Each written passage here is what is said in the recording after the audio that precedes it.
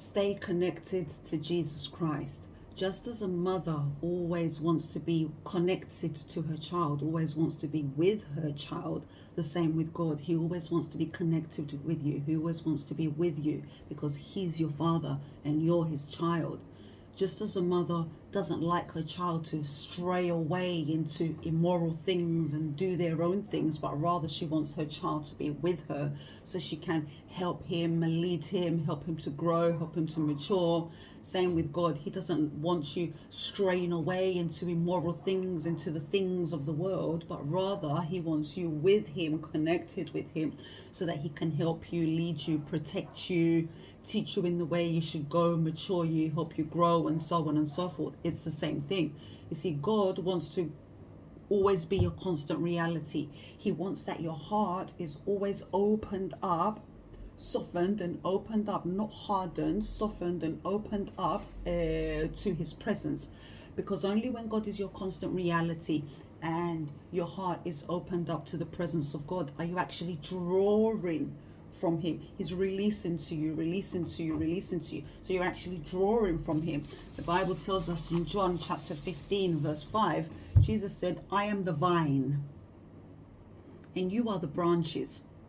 If you remain in me and I in you, you will bear much fruit.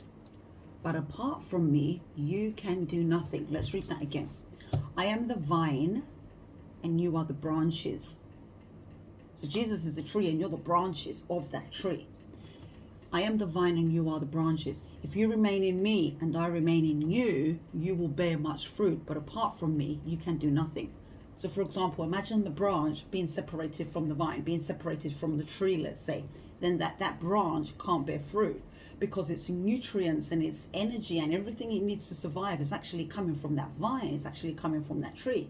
So unless that branch, so this, let's say this is the tree and these are the branches of the tree. If these branches are taking their nutrients and their energy and everything they need to survive, they're taking it from that tree. Now, if the branch is separated from that branch, then it will die off. It can't bear fruit. Not only it can't bear fruit, it will die off. And this is what Jesus says, I am the vine and you are the branches. If you remain in me, if you remain in me, and I remain in you, so Jesus needs to be in you. So, but as Jesus is in you, you're also in him. As you are in him, he is also in you. If you remain in me and I remain in you, you will bear much fruit. And that goes without saying. But then he continues to say, but apart from that, apart from me, you can't do anything. If you separate that branch from the vine, that branch can literally do nothing by itself now. And that's just how it is. And it's logical. And Jesus is being straightforward, telling you how it is. So you have to be, I'm counting myself in this too. First, I'm counting myself in. We have to be connected to Jesus Christ every single second. Every second. You start taking the branch away from the vine, it's, it starts to lose life. It starts to lose its nutrients, and then you put it back. Okay, it's receiving life again, and then you start to create damage to yourself. We have to be connected to Christ every single second. Most of the people, unfortunately, of the world are not connected to Christ. They have their own intentions, they have their own appetites, they have their own interests, and they open their hearts not to Christ, not to the presence of God, but they open their hearts up to worldly things, the ways of this world, the temptations of this world, the distractions of this world, the appetites of this world, and so on and so forth. So instead of them having a constant reality of God and their heart is constantly opened up to the presence of God, instead of that, they have their minds' intentions focused on the ways of this world, and they have their hearts open to the ways of this world. And so that means they're not drawing from the vine, which is Jesus Christ, but in fact they're drawing from another source. And if that source through which they are drawing is not Jesus Christ, the vine, then they are drawing from a demonic source. And that's just how it is. And so when that happens, then things start to go wrong in their lives, and then they wonder, well, why is my life not working? Why can't I hear God? Well, Why is God not answering me? Well, why can't I bear much fruit? Well, you can't bear much fruit because if the source through which you draw is not the vine, Jesus Christ, but rather the world, then you can't bear the fruits of Jesus. You can't bear kingdom fruits, and you will start to manifest things of the world because that's the source through which you are drawing. That's the source through which you are connected to. And this is because you're not in the vine, but in the world. Jesus said, I'm the vine and you're the branch. Stay connected to me, he's telling you. So if you're not connected to Christ and you're connected into these worldly things, and this also goes for the lukewarmers out there who have 1 foot in the kingdom of God and 1 foot in the world. You know, you can't have 1 foot in the kingdom and 1 in the world, because Jesus says, I will spit you out of my mouth. And that's just how it is. And so let me tell you this, God is talking to you. For those of you who are in the world and say, well, why can't I hear God? Why is God not talking to me? Why is God not answering? Let me tell you this, God is talking. God is leading you. God is showing you the way. But if you're too in the world, distracted by the world, in the appetites of the world, a heart that is oriented toward the world, then you yourself can't hear that soft, still voice of the Holy Spirit. You yourself.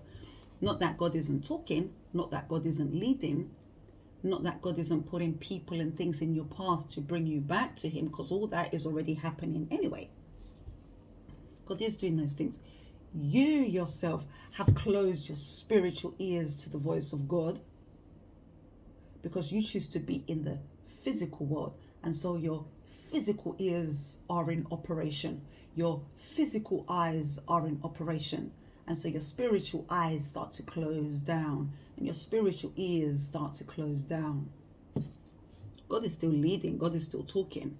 If you can't hear him, if you're not receiving his guidance, that is from your side and it's not from the side of God. And until you turn from your ways and focus on God and focus on what he's putting before you, because sometimes God sends you people, situations, obstacles. You know, an obstacle may be to prevent you from going down a certain path. God puts signs on your path to show you the way. So if you don't turn from your ways and focus on God and what he's putting before you and what he's saying to you,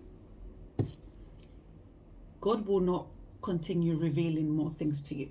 So if he's already putting things on your path, if he's already talking to you and you're completely disregarding it because you can't hear it, because you can't see it, why would he continue to put more things in front of you?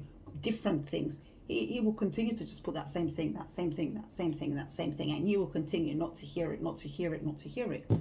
Maybe, for example, God is telling you, let go of that something. It might be a job, it might be a person, it might be a mindset, it might be whatever, a location, a house. God might be telling you, let go of that something.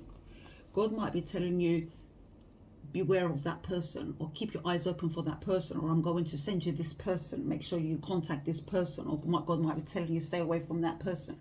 God might be giving you an idea. God might be telling you, stay away from a certain way of thinking. God might be showing you a certain path that he wants to take, or a certain path that he wants you to get off. God might be trying to mature you. God might be trying to do, not might be, God is doing many things. God is operating many things in your life, directly, through angels, through other people, orchestrating situations and so on and so forth.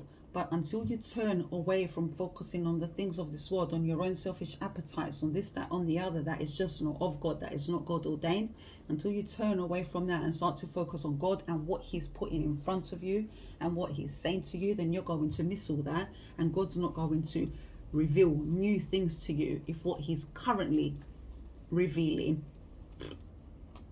you don't respect enough to pay attention to draw closer to God, to know what he's saying to you. So he won't reveal X, Y, Z to you,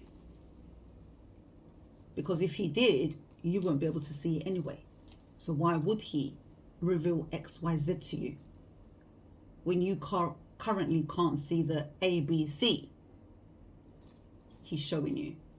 See, he's showing you the ABC, which could represent a person, a thing, a situation, and you're not seeing that. You're too enveloped in the things of the world that you're disregarding. You just don't see what God is showing you here. Not that it's so hard to see, you don't care to see. Because if you cared to see, you would see. So if God is putting the ABC here and you're completely not caring enough to see, why would he put the E, F, G, H, I, J, K all the way up to X, Y, Z? Why would he put more things on your path if what he is putting on your path? Sometimes we despise the things of small, and the Bible says do not despise the things of small. And so for that reason, you cannot be fruitful in life. And then you say, why is my life not fruitful? And look at that person. They haven't been with Jesus that long. And look how fruitful they are in their life. And then you start to, what's that word? Despise them. Start to despise them because they're fruitful. Well, guess what? They paid the price to be fruitful. They paid the price to be fruitful. And you haven't. Because while you were too busy following your own things, they were busy following God. While you were too busy dwelling in the superficial pleasures of this world, they were busy maybe doing a 3-day water fast for God. They were busy maybe in prayer. They were busy maybe in the Bible. Maybe they were busy in the presence of God, and so on and so forth. And they were in the vine, in other words. All right? And so that's why you're not fruitful, because you need to dedicate yourself to God. You need to surrender to God. And once you do that, and you're in the vine, and the vine is in you, Jesus tells you, you will be fruitful. You will have a fruitful life. But he also tells you, apart from me, you can do nothing. Right? And that's just how it is. My books can be purchased below. A lot of information in my books. What are these cat hairs doing here? See, my cats are just everywhere. My cats are just everywhere. How did that get in the book now? Right. Jesus, New Age to Jesus, worldly life of deception, which is a bit what we were talking about today. Who is God? I'm currently writing Spiritual Warfare, which should be ready end of this month, September. Stay tuned for that. For an anointing oil, cat hair. For anointing oil, you can get yours below, free of charge, but you pay for your shipping. If the ministry is blessing you and you want to bless it back, donations or sowing seeds, should I say, can be made below. And if you need deliverance, whether from the New Age or demons, or if you need breaking witchcraft, or if you need healing, message me on social media, Facebook, LinkedIn, Instagram. God bless you.